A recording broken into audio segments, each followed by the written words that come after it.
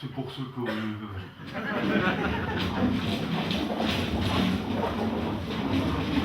Ça, c'est pour avoir l'impression que le spectacle il va durer super longtemps. Comprenez, on écrit moins de sketchs, mais on traîne une chaise, ça fait gagner du temps. Je vous explique les trucs. Asseyez-vous, asseyez-vous. Ah bah c'est déjà fait. Un peu de culturisme.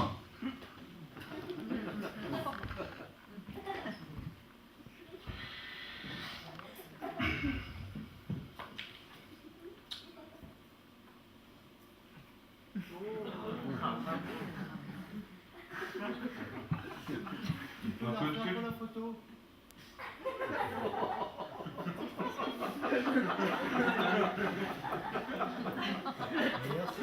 De rien, de rien.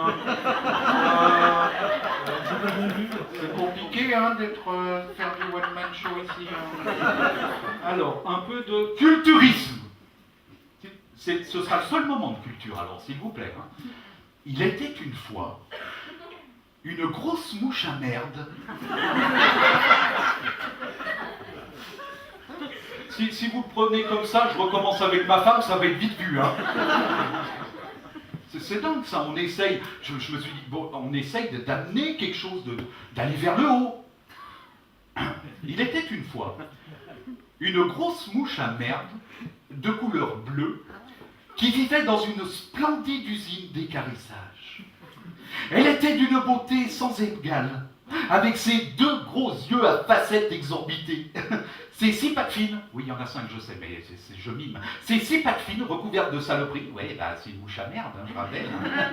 Ses poils judicieusement placés sur son visage et sa trompe, qui avait aspiré avec délicatesse tant de matières organiques. Ah bah, d'ailleurs, il en restait un peu à l'interstice de sa trompe. Oh, pardon, excusez, pardon. Désolé. Désolé. Elle se prénommait Belle, cause qu'il l'avait retrouvée prisonnière de la sauce béchamel qui dégoulinait dans un sac poubelle. Belle, ils avaient viré sac poube, ça faisait trop long. Hein.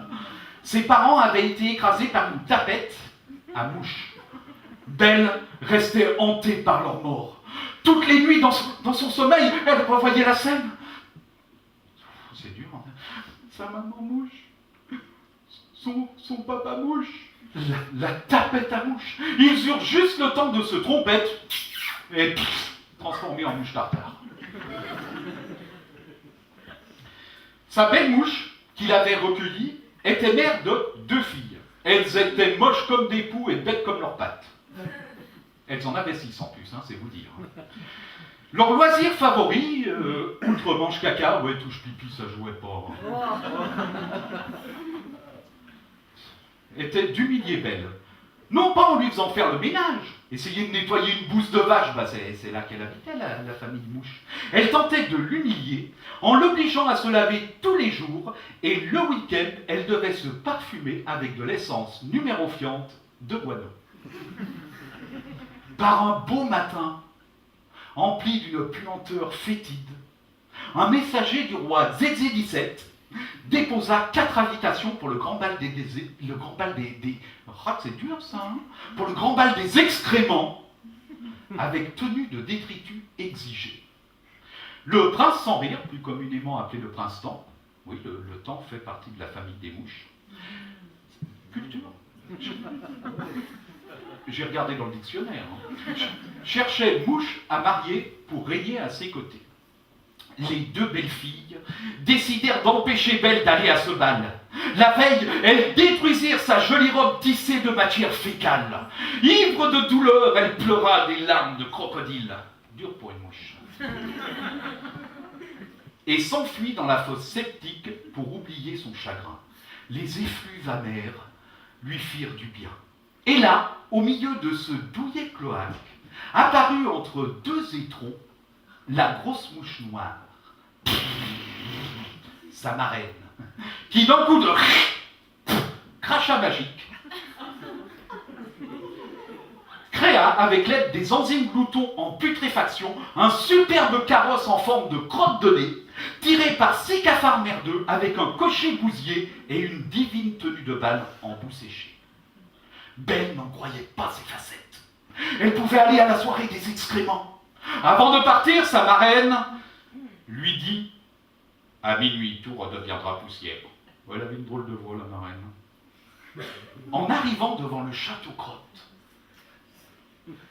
Belle fit une entrée remarquée. Le prince-temps fut ébloui par tant de beauté. Il dansait à la bourrée constipée, la techno-gastro, et le crade-crade-crade. Minuit sonna, Belle s'enfuit à toutes pattes, et s'en prit une dans la bouche d'égout. Le prince la poursuivit grâce à son odeur de décharge, et ne pouvant la rattraper, dépité, revint au château récupérer la patte de Belle. Elle gisait au pied du grand escalier. Dès le lendemain, un mouchier, le cousin du coursier, frappa chez la belle mouche. Il essaya la patte de mouche. Ah, c'est mal écrit. Voilà, normalement, il y en a 2 qui comprennent. Je vous la refais parce que je suis toujours obligé de la faire 2 fois.